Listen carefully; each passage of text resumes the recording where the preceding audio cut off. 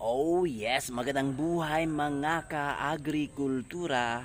Flex ko lamang po sa inyo ang ating papaya, pawpaw or papaw.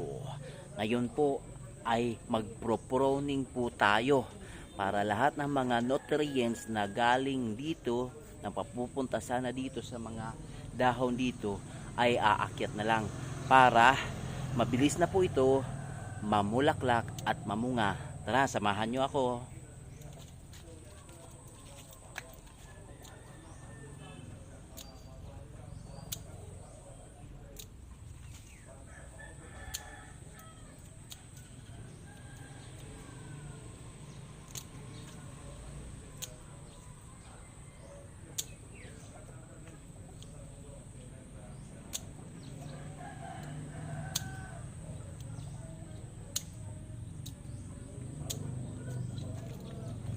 Ayan na po, malinis na po mga ka-agrikultura ang ating papaya.